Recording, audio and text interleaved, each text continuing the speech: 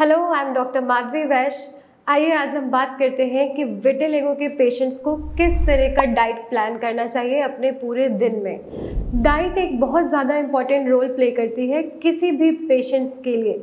किसी भी बीमारी के लिए डाइट प्लान बहुत ज़्यादा इम्पॉर्टेंट होता है।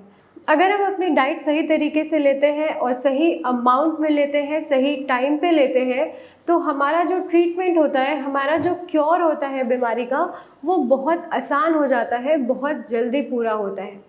आइए अब हम बात करते हैं कि ऐसे क्या क्या चीज़ें हैं जो हमें अपने डाइट में इंक्लूड करना चाहिए और क्या क्या चीज़ें अवॉइड करना चाहिए।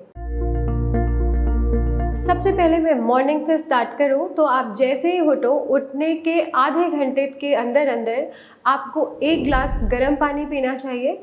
उसमें आप flax seeds, chia seeds use कर सकते हैं, सिनेमन यूज़ कर सकते हैं, लौंग यूज़ कर सकते हैं, जीरा वाटर भी पी सकते हैं। फिर अब मैं बात करती हूँ ब्रेकफास्ट की। ब्रेकफास्ट में आप सूजी का चिल्ला, मूंग दाल का चिल्ला, चने का चिल्ला या उपमा, पोहा, दलिया, ओट्स विद वेजीज, ये सारी चीज़ें खा सकते हैं। फिर अब मैं बात करती हूँ मिड मॉर्निंग स्नैक्स की। तो उसमें 1 बाउल फल आपको ज़रूर लेना चाहिए।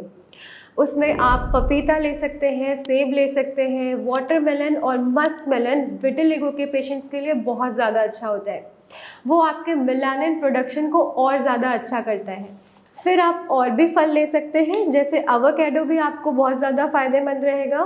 बस ध्यान रहे कि आप खट्टे फल ना लें, जैसे मौसमी हो गया, ऑरेंज हो गया या नींबू ना लें। फिर अब मैं बात करती हूँ लंच की। आप विटिलिगो के पेशेंट्स को लंच में क्या लेना चाहिए। आप 1 कटोरी दाल लें। दाल में भी मूंग दाल और मसूर दाल को प्रेफर करें। आप चना, छोला, राजमा इस तरह की चीज़ें ले सकते हैं। आप तूर दाल, चना दाल, उड़द दाल ये भी ले सकते हैं। फिर आपको 2 से 3 रोटी अपने डाइट के हिसाब से लेनी चाहिए और 1 बाउल ब्राउन राइस या क्विनोआ राइस या नॉर्मल राइस भी आप ले सकते हैं। Along with salad. सैलेड आपको बहुत ज़्यादा अच्छी मात्रा में लेना चाहिए। इसमें आप क्या क्या इंक्लूड कर सकते हैं। इसमें आपको बीटरूट इंक्लूड करना चाहिए, कैरेट इंक्लूड करना चाहिए, क्यूकम्बर इंक्लूड करना चाहिए। ये सारी चीज़ें आपके मेलानिन को प्रोड्यूस करने में बहुत ज़्यादा फ़ायदेमंद रहेंगी।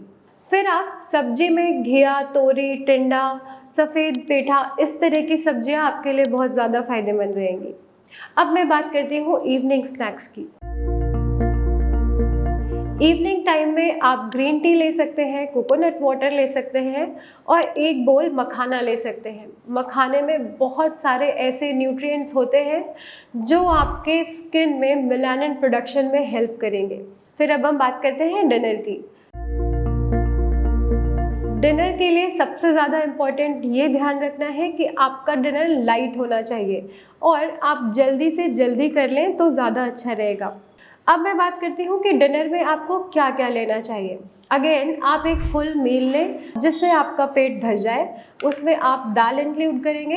रात के टाइम में मूंग दाल और मसूर दाल आपके लिए ज़्यादा फ़ायदेमंद रहेगी क्योंकि ये दोनों ही थोड़ी हल्की दालें होती हैं और पेट में आराम देती हैं। इसके साथ आप 2 या 3 रोटी लें अपनी खुराक के हिसाब से।